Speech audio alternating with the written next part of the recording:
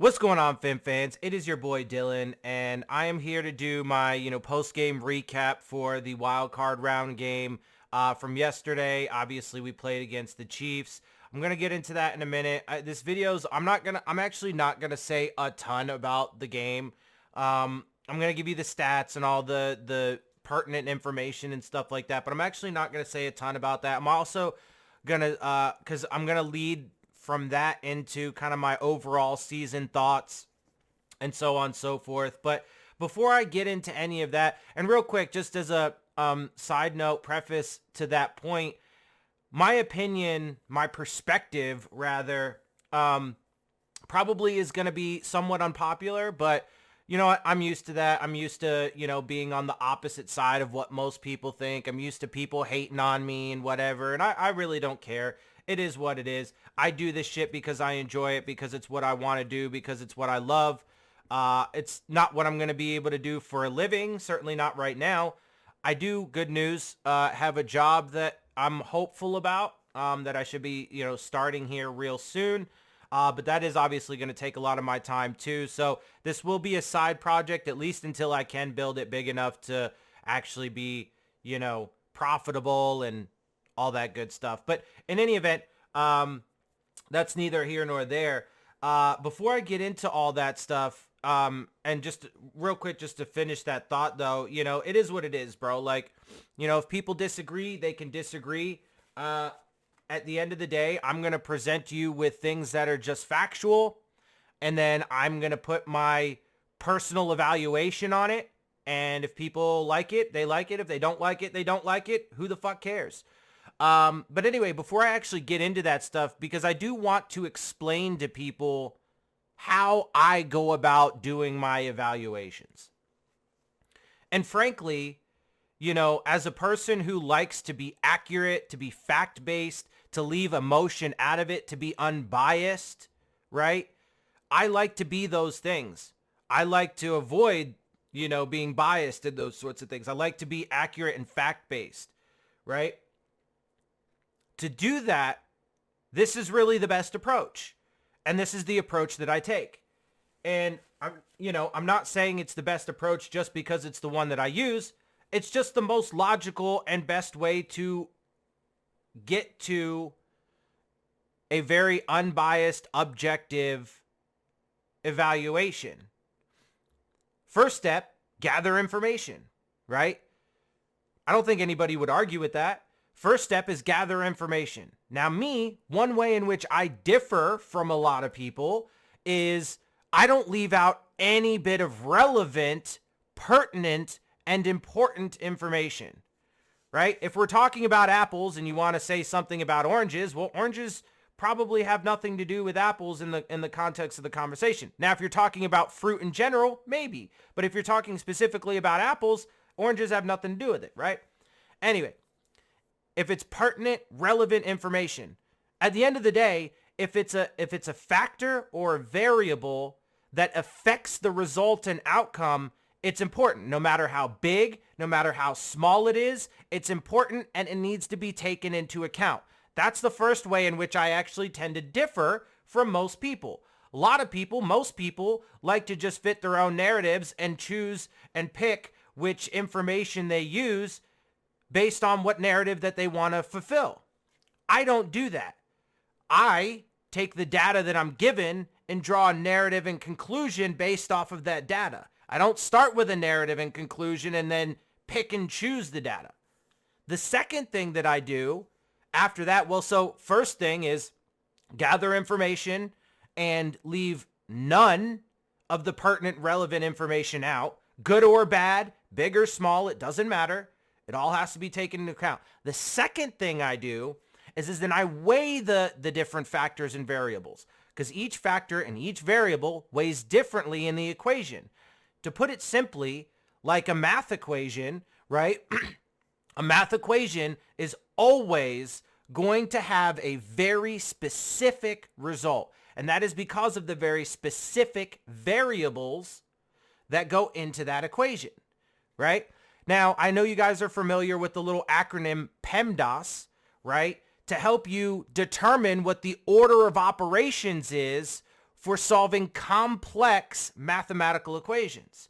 We're not getting into like calculus or anything like that. This is pretty rudimentary, but I'm simply saying, right?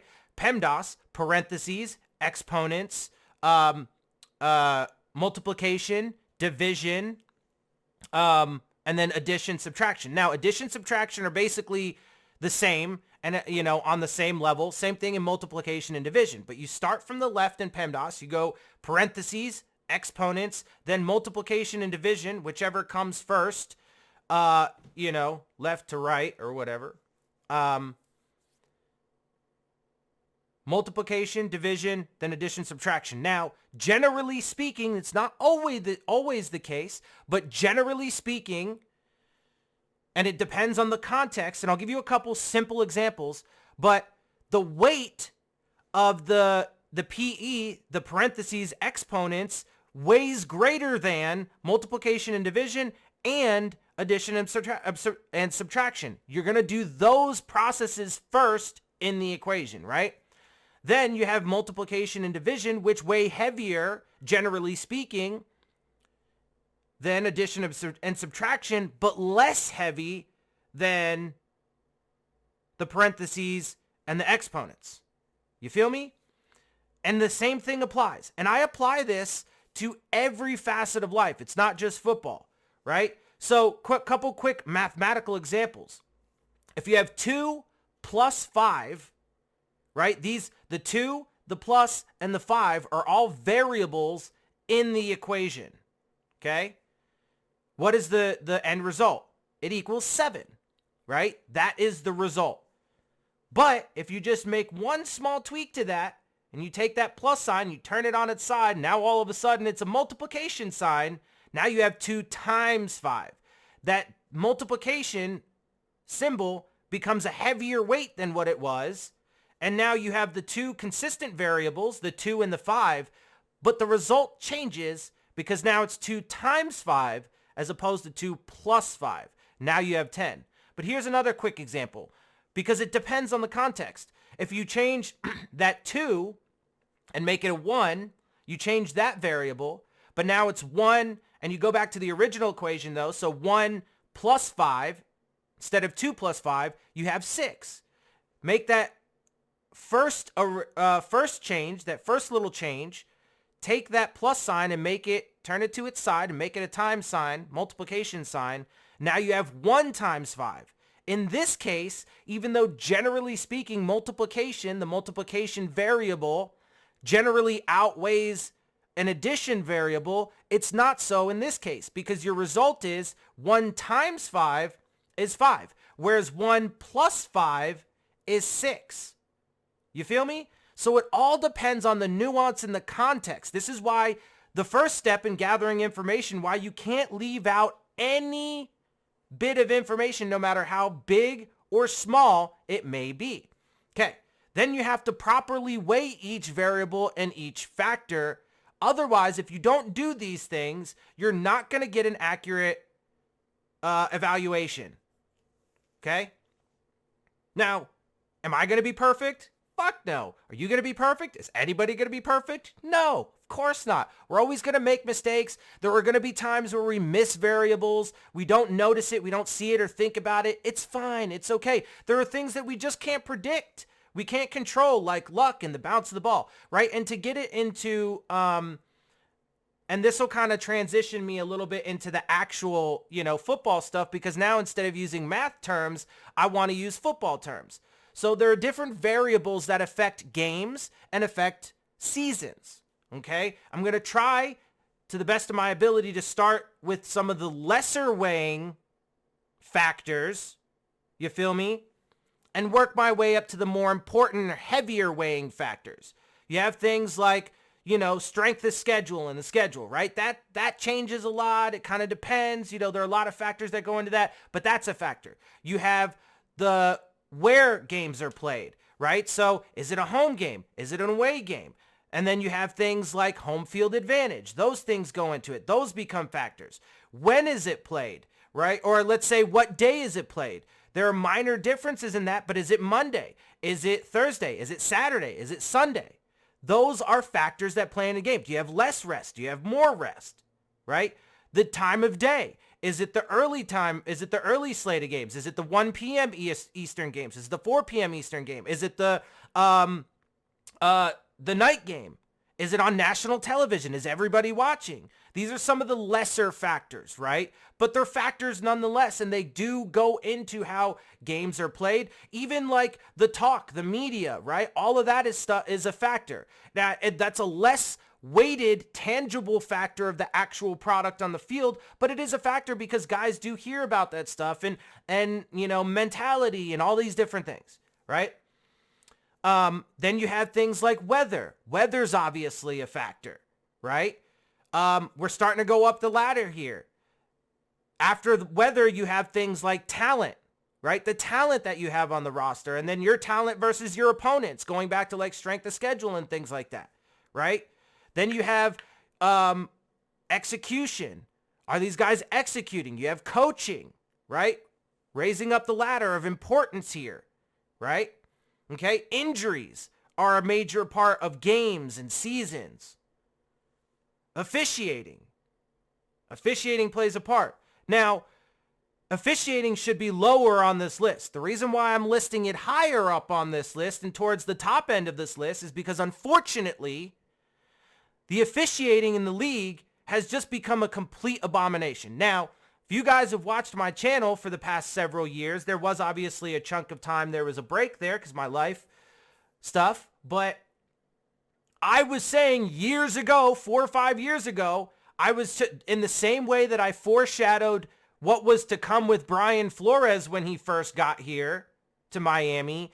I've been telling people that this is what we should expect. Everybody bitches and complains about it now. The officiating and how bad it is and how many games are decided by it. But I've been telling people this is what's happening for years now. Why? Because it's obvious. Because the NFL is a business in the most capitalistic country on the planet, the greediest country on the planet, in a capitalistic world. And the only thing capitalism, the system, cares about as a system is profits and money. And the NFL being a business is the same way. That's why now it really started back with Brady and like halfway through the Brady era where they really started to make changes to the rule book.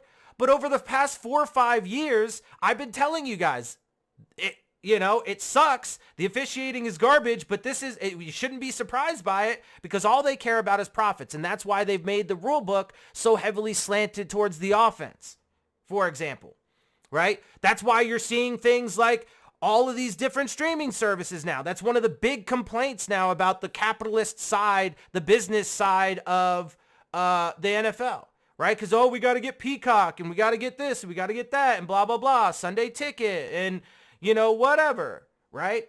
And all these different subscriptions. People need to understand that every single move that the NFL makes is based on profits. Nothing more. Don't fool yourselves. There is not a single decision that the NFL makes that is about player safety. It's all bullshit. They say that. And some things that have been implemented, for sure. But that's just little breadcrumbs bullshit to make you believe that they're actually, it's much like politicians. They'll give you little breadcrumbs, superficial bullshit to make it look like they're actually trying. And it's all a joke. It's all a fucking joke. But anyway, so they give you that little shit. But at the end of the day, it's all about profits. It's all about profits and every move they make. The rule book, the decisions they make when it comes down to fines, everything is about profits. And it's not about safety, and it's not about quality of the game. Not even close. And anybody that thinks that the NFL, as a business, in a capitalist world, and in the most greedy and capitalist country on the planet, the wealthiest country on the planet, if you think they're any different, you're just out of your mind. Anyway, so let me move on past that. Okay, so the point I'm getting to there, though, is that they don't care that the officiating fucking sucks. They don't even care that they have crooked refs in the fucking game. I'll get to that in a minute. That'll come up in a minute when I talk about some Dolphin specific stuff. But they don't give a shit about that. Why? Because it's profits, profits, profits, profits, profits. The only time they ever care to protect anybody are the franchises and the individual players that are the faces of their franchise, faces of the NFL. Why? Because those are the guys who bring in the most profits. Shocker! Right? It's all about ticket sales. It's all about ratings and viewership. It's all about merch sales. It's all about concessions at the stadiums. These are billion-dollar fucking franchises, multi-billion-dollar franchises. The NFL's got to be a trillion-dollar company at this point. I mean, Jesus Christ, right? It's all about profits. Okay. So unfortunately, and I say all that really because I did want to get out, a little bit of my frustration, because that's been the root of why the officiating is so fucking bad. And it's not just Dolphins games, although I'm going to talk a little bit about that. But it's also just in the league, and it's been getting worse and worse and worse every single year. And no game should be decided on officiating. There should never, if it happens every once in a great fucking while, every, blue moon or so, fine. We could deal with that. But the fact that it's happening like every single week in the NFL is just, it's an abomination. Absolute abomination. All right. Now let's move on, because I know most people probably won't even get to this point in the video because of everything I've talked about thus far. Let me go ahead and pop over, though, really quick to the game now, because I do want to take that and transition now into the more football stuff and why I'm saying this, because there are reasons that I'm saying all these things. First, I think it was important to explain to you guys how I do my evaluation so you can get that. And then after I gather all that information and weigh the variables and all that stuff, I apply logic and reason to it. I leave emotion out of it, right? It's not about emotion. It's not about my favorite team. It's not about none of that. It's about the reality, right? Now, there are times like this year I tried to be optimistic, and I still think this year was a success. I'll get to more of that in a minute.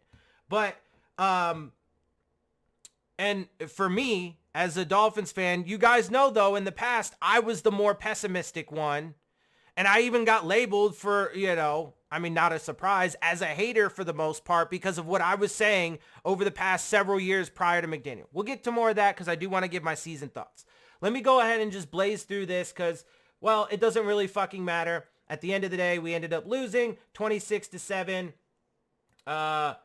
Let's just give you the stats real quick because I want you to have this information. It's all information. I am going to talk about the game a little bit, right? They had 409 total yards. We had 264. They had 262 through the air. We had 188. They had 147 on the ground. We had 76. They were 5 yards per play. We were at 4. Let's see. They had 1 fumble. We had 1 interception. We had 2 sacks. They didn't have any. 8% on third down for us. Obviously, that's not good. So that's a factor in the game, right? And that's why I'm giving you all this stuff, because all this stuff is relevant information to the game. Even if I may weigh it differently than some people. Anyway, time of possession, we had it for 25-55. They had it for 34-05. We had 8 penalties. They had 5. Let's see, Chiefs. Mahomes was 23 of 41, 262 and a touchdown. Pacheco had 24 rushing yards or attempts, 89 yards and a touchdown. Mahomes 2 for 41. Clyde Edwards-Helaire 7 for 21. Rashee Rice 8 for 130 through the air, a touchdown. Travis Kelce 7 for 71. Noah Gray 1 for 20. Justin Watson 2 for 20. Marquez Valdez-Scantling 1 for 8. Whatever. There you go. I'll just put this stuff in there. If you guys want to pause the motherfucking video and look at these stats, you can have all these stats here for you. I'm not going to read them off and stuff. I frankly just don't even care, if I'm being honest with you. But I do want this information in there because, like I said, I involve all information. All right. Tua was 20 for 39, 199, a touchdown and an interception. Just real quick, does he deserve some blame for that? Yes. Was there also pressure on that play? Yes. Did he get his feet set? No. Did it float? Was the temperature and the air thinness because of the temperature a factor? Potentially, all those things can be true. He also deserves blame for the interception. So all of those things can be true simultaneously. He can deserve some blame, but it also not be completely his fault. It also could be a factor of the pressure, not being able to set his feet properly, and the air temperature being so low that it, changes the air density and could have contributed to the fact that the pass sailed on him, right? All of those things can be simultaneously true. That's all I got to say about that. Raheem Mostert was 8 for 33. Tua was 3 for 25 rushing. Tyreek was 5 for 62 and a touchdown. Ced Wilson, 3 for 37. River, Craycraft, 3 for 33. Jalen Waddle, 2 for 31. Achane, 3 for 21. Smythe, 3 for 12. There's the, fumbles and interceptions and all the defensive statistics for you guys. There you go. Kicking, punting, kickoff return, punt return. There you have it. There you have it. There you have it. Okay, so now I want to talk about this game a little bit. And then I'm going to move into the overall grand picture of the season. So here's the thing. And I just talked about Tua's interception. Look, does the offense need to be better? Absolutely. Does this team need to be better in the playoffs and in bigger scenarios, bigger games? Absolutely. Does Tua need to be better in bigger games? Absolutely. Does he need to not make those mistakes? Absolutely. Does Mike McDaniel need to be better with his play calling, especially in certain situations? Absolutely. Does he need to be better at sticking with the run? Absolutely. Does the defense need to play better at certain points? Absolutely. Does Vic Fangio need to be better at certain points? Absolutely. All of those things are true. 100%. Okay? All of those things are true. All of those things are factors into why this game ended up being the way it was. Having said that, I think, and I know that most people will disagree with me on this. Again, cool. Have at it. But the results of this game, and I'm going to say this, part of the reason why this game turned out the way it did was because of things that even happened prior to the game being played. I'll get to that in just a second. As for the game itself, all those things I just mentioned, factors, 100%. But to me, the bigger factors in this game, I'm going to start with the injuries, because obviously we know that we've been decimated by injuries. Now listen, I think Mike McDaniel and this coaching staff did the best that they absolutely could. It's football. It is what it is. I know when this happens, everybody is then like, oh, what about the strength and conditioning coach and blah, blah, blah. Dude, it's fucking football. It is what it is. You do the best that you can.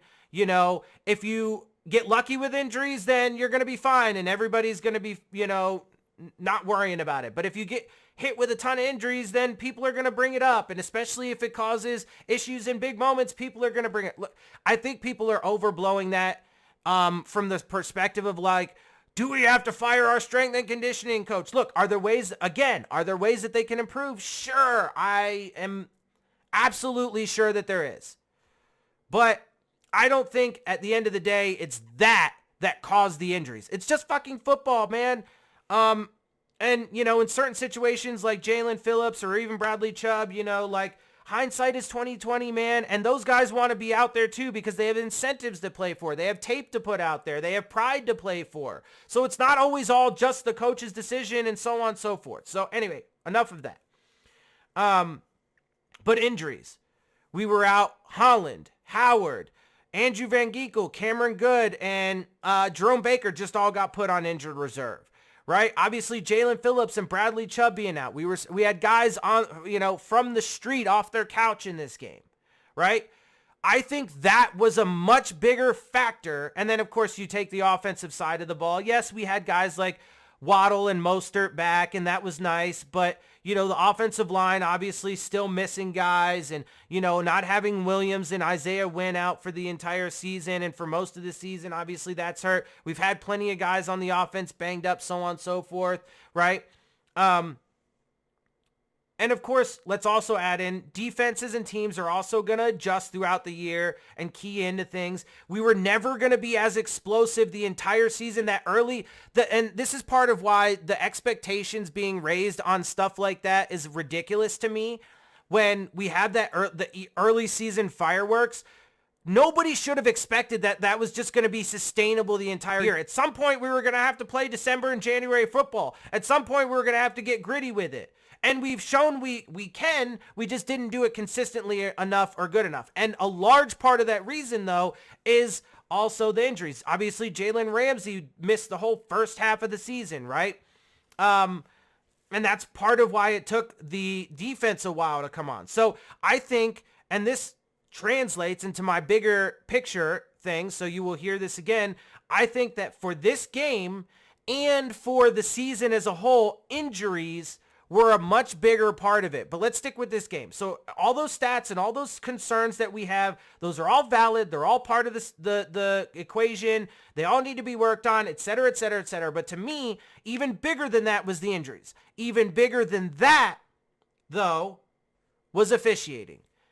Now, if you guys have watched my channel for the past several years, again, I've been the lead motherfucker who's been telling you guys that the officiating was getting this bad.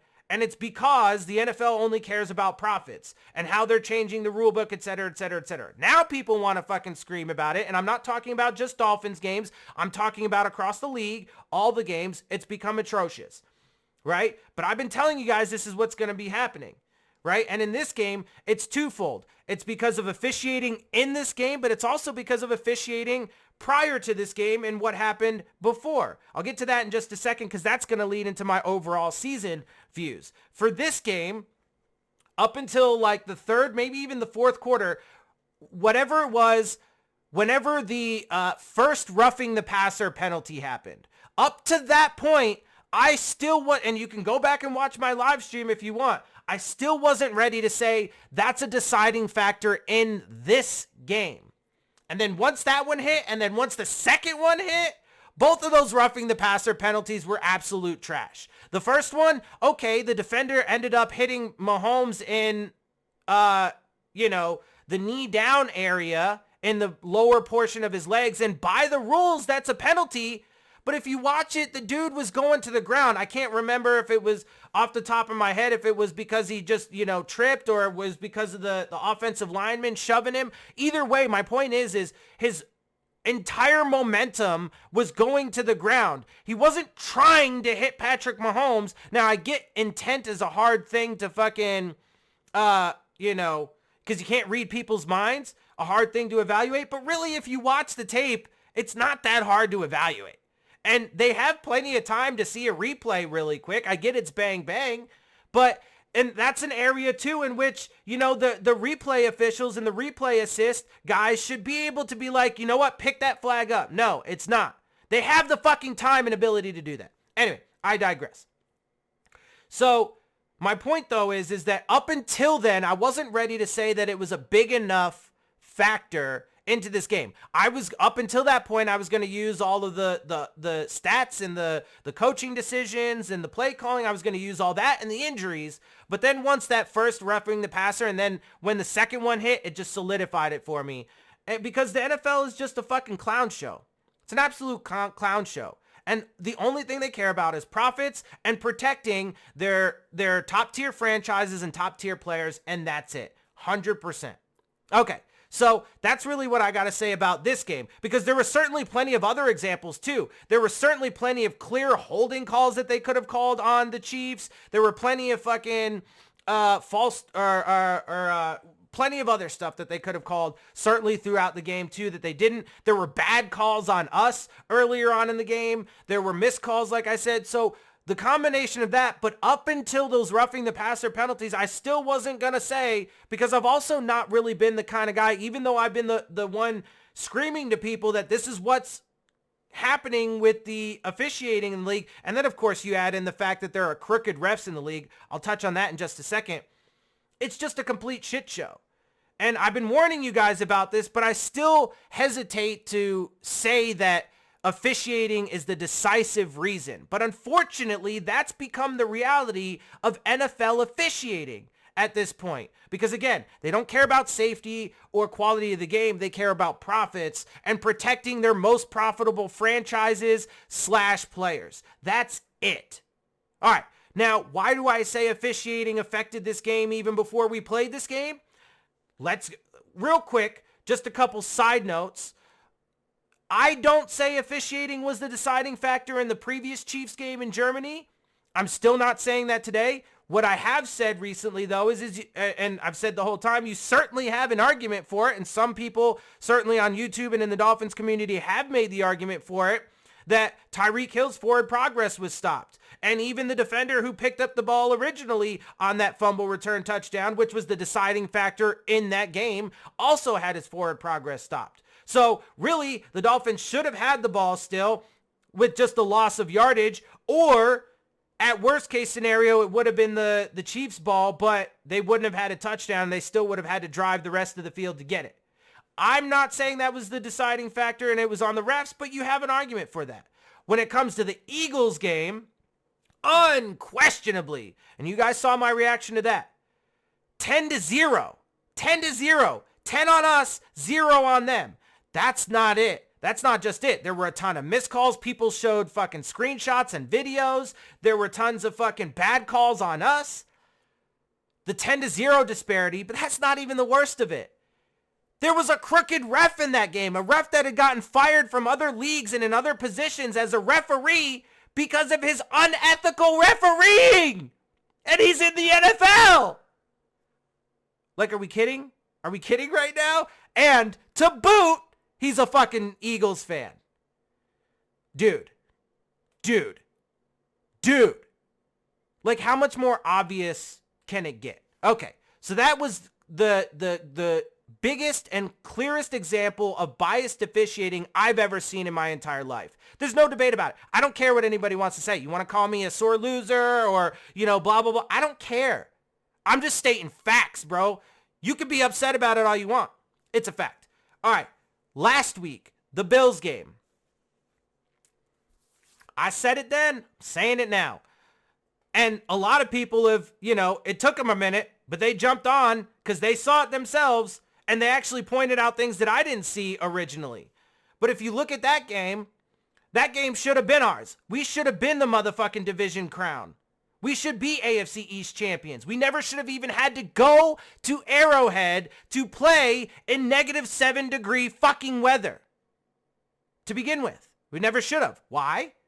Because if you look at that, my original argument was that and look, there is no arguing that the deciding factor in that game, right? We can play the what if game all you want. But right now, right, and in evaluation, there are two types of evaluation. This is another thing I wanted to say.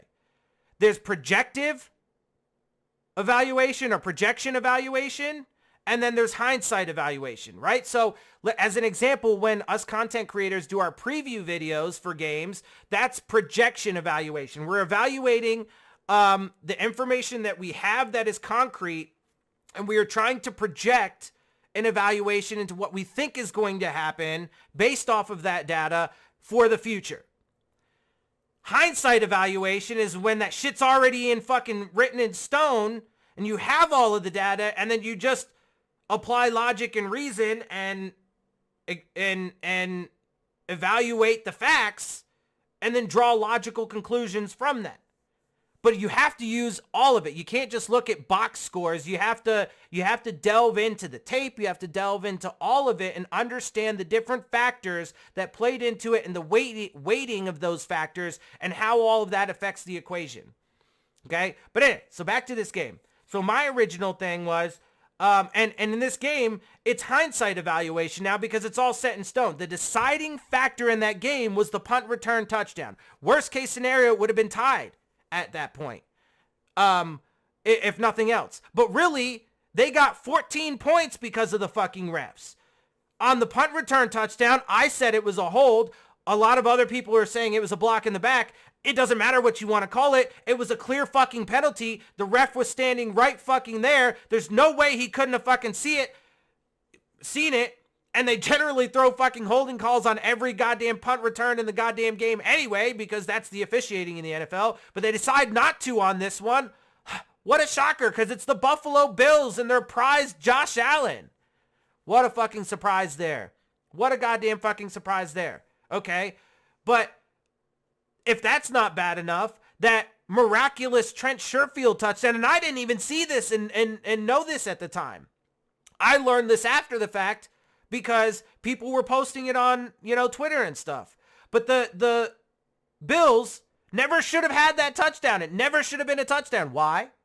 Because there were 2 Buffalo Bills linemen illegally downfield, and the refs are like, why would we call that? Why would we call that? It's our beloved Buffalo Bills and Josh Allen. We got to try and make sure that they win the AFC East so they can get the crown. And God damn it, man, it's a travesty. I mean, the national media, it's not like they were fucking hiding it, because that's a part of the whole clown show too, right?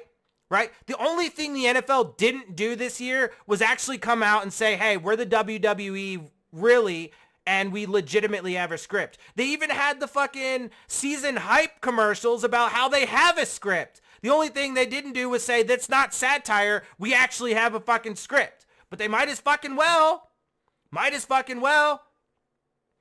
Anyway, so, and the reason why that's even more egregious, though, the 2 linemen illegally downfield, is because they made a point of calling that on the Dolphins. They called it 3 times, if I remember correctly. 2 of them stood. 1 of them they picked up because, they're like, oh, wait, that's not illegally downfield. We can't call that. So they even had to pick one up, but they tried. They fucking tried. I mean, it's like, I don't know. And like I said, I don't care. If people want to say I'm a sore loser or a homer or whatever, I don't give a fuck. I really just don't give a fuck. Right? Because we could also bring in, those games earlier in the season that the Bills won that they should have lost if it wasn't for the refereeing and the officiating. I could talk about, again, so many games over the course of the season from different teams where the officiating is decided. So I don't care, bro. It's a fact. You can be mad about it all you want. You can be a Bills fan and be like, you're just a hater all you want. I don't care, bro. Stuff it right up your ass because I don't give a shit. It's a fucking fact. And the funny thing about it is those same fans that'll come at me for whatever team, like a Bills fan, I guarantee they were ones to fucking complain when it happened to them. 100%. When they played the Eagles. Guarantee you. Right? Or they'll talk about it in other games, but since it's in this context, you're just a hater. Whatever, dude. I don't give a shit, bro. I'm so fucking past any of that. I'm just saying what I see, and that's just the facts. We should have been AFC East champions. We never should have motherfucking even been in Arrowhead for this game. But okay, the NFL, man, I mean, they might not fucking come out and just say we have a script. They may not even think of it consciously like that. But they have a script. Their main script is about profits. And again, their other main script is protecting the franchises and the individual players that are the faces of the league. I mean, it's just a fucking clown show. Anyway, so to the big picture, because I'm actually going to end this on a positive note, but I do want to say this about the season, because at the end of the day, I think that that's what it came down to ultimately, is injuries and officiating. But even if you... And if you just, honestly, even if you just take one of those 2 things out, if we didn't have all these injuries or the officiating, like the Eagles game, we should have won that game. You have an argument for the Chiefs game. We should have won the game against the Bills for the AFC East Championship. All of those were examples of refereeing for sure, officiating for sure screwed us, or potentially in the case of the previous Chiefs game, the first one, right? And then, or, the way the Bills could have lost the division earlier by losing games they should have, or instead of winning games that they should have lost, all of that stuff, right? Or the injuries. You take one of those things out, and I think we even just win one more game, and then things are, even still different. But that's the thing, is that one little thing, one of those little things, or one thing can change the entire complexity of it. But as far as the season goes, I think it's just, and I get it. Look, I take all things into consideration. So do we have things to work on? Absolutely. But what ended up causing the result of the season wasn't because the players weren't good enough, it wasn't because the coaching staff wasn't good enough, and it wasn't because of our deficiencies or flaws. Those existed and they contributed to it, but those are not the overweighing factors. To me, it was the injuries and the officiating that affected multiple games for us, specifically the Eagles game, the Bills game, and this Chiefs game, the first Chiefs game, if you want to throw that in there, and affected games that also affected the season as a whole, like Bills games where they should have lost games that they didn't because of officiating and bad officiating, etc. Right? So, and then injuries. And that's what it comes down to. Now, getting to the positives, because I know a lot of Dolphins fans. Now, first of all, if any Dolphins fan out there thinks that you should replace McDaniel or Tua, you're out of your fucking mind. Because we have not had a coach and or quarterback, let alone the combo that's as good as these guys as we've had since Don Shula or Dan Marino. And to think that you're just going to easily replace them, you're out of your fucking mind. And the past 20 plus years should show you that as Dolphins fans. So if there are any Dolphins fans out there that legitimately want to get rid of either one of those guys, you're out of your mind. Now, real quick, as far as quarterbacks go, if you guys know me, I have a different philosophy than most people when it comes to drafting quarterbacks. I would never take a quarterback in the first 2 rounds, but I would take one every single year and 3 or later, depending on how bad you need one. Why? Because that way you're not wasting that high capital. You can use that on complementary pieces around your franchise quarterback. History has also shown that some of the greatest, Tom Brady included, come from the later stages, and it's a fucking crapshoot the entire way in a draft. But you're not anywhere close to guaranteed to getting a franchise guy just because you take him in the first round. But there's a lot more. It's the safer and more efficient way to do it. That way you always have fresh legs in there. Right now, under the circumstances with Tua and the guys we have, I would just, 6th or 7th round at highest. But I would even just be fine with an undrafted free agent. But I would always bring in a new quarterback every single year. Provides more competition. It allows you to not waste that higher draft capital on the position. It allows you to always have the cream of the crop rise to the top, so you can make sure to always have the best guy in place for your starter and your backup. It allows you to develop guys. You can then eventually maybe have some trade chips because you have developmental pieces that you can, and if you can develop quarterbacks, there are always going to be quarterback-starved teams. You can get more draft capital, right? And then you can also find those hidden gems in the mid to late rounds, develop them, and they could be your starter backups, and then et cetera, and you just continue that cycle. To me, that's the way I would do it. So I would absolutely draft a guy or bring in a guy this year and compete with Tua, Mike White, and Skylar Thompson, and let the cream rise to the top. Most likely Tua is still going to be the guy because he's the best option that we've had, and he's got elite traits like accuracy and timing, anticipation, and all those different things, right? Quickness in getting the ball out. He is, I've said, the modern day Drew Brees with a slightly higher athleticism.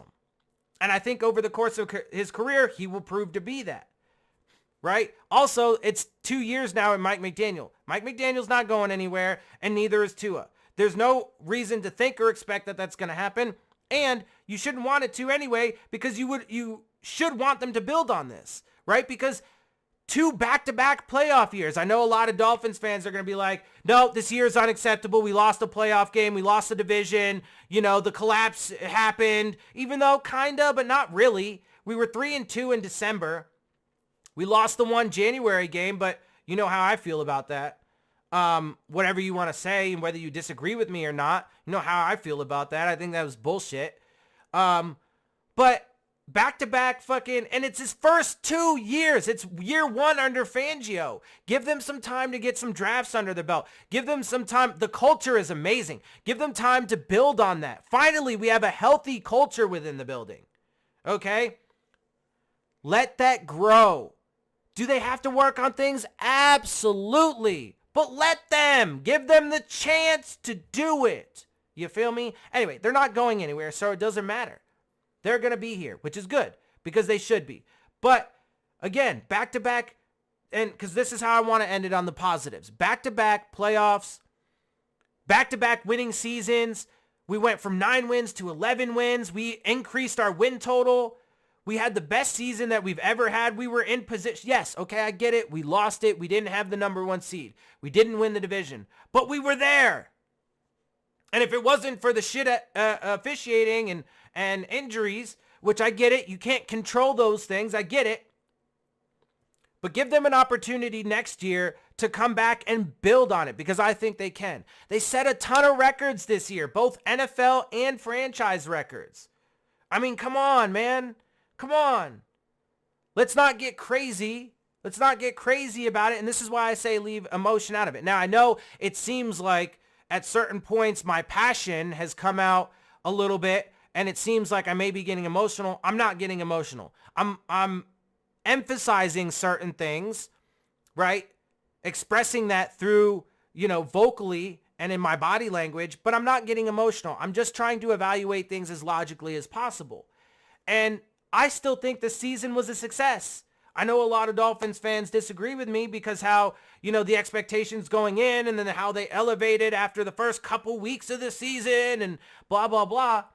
I think this season was a success. Why? Because it was progress, and that's what you want to see. Now, you want to see it again next year. You want to see Tua take steps forward. You want to see McDaniel take steps forward. Hopefully, Fangio's going to be here again. I would expect him to. So, year 2 in this system. Another year with a draft under their belt. So now they get more of their guys in. Give them time. Everything's going to be fine. I think this season was actually a resounding success.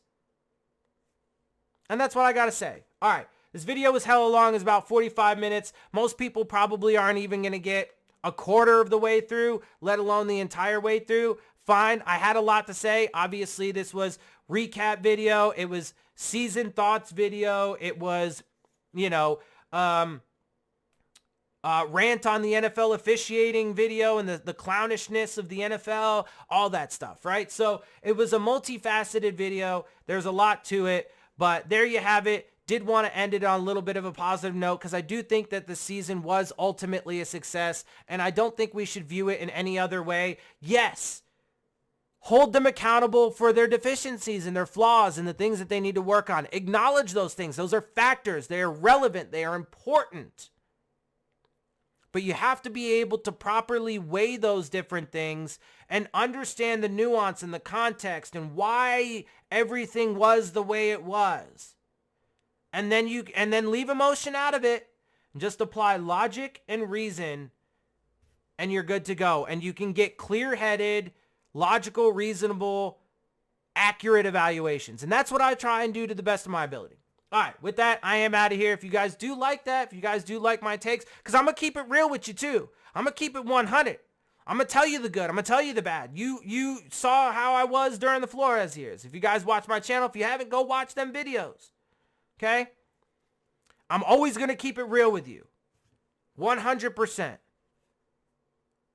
But I'm going to, I'm also going to try and be logical and all that good stuff and give you the most accurate and level-headed evaluation, leaving bias and emotion out of it. All right. Hope you guys do like it. Hit the like button. Hit the subscribe button. Leave the comments down in the comment section. All of that stuff. I really appreciate it. Share my channel and videos with your friends and family. Like I said, I do have a job, that I should be starting here very shortly. So that is going to be taking a lot of my time. This is going to be a side project. I am going to continue to grow my channel, and hopefully this will also be able to generate some income in the relatively near future to just help build my life, and then eventually I'll be able to do this full time once it gets big enough. In the meantime, help me grow, share my channel and videos, like button, comments, all that good stuff. Hit the subscribe button. That's super important. With that, guys, I'm out of here. Love you guys. Appreciate you. Fins up all day, every day. Let's go. 7 seconds left. Tannehill will throw it. And this will end it after the shovel. Miami runs around, circling, on the go. Gronkowski did not make it go. Touchdown. Tannehill.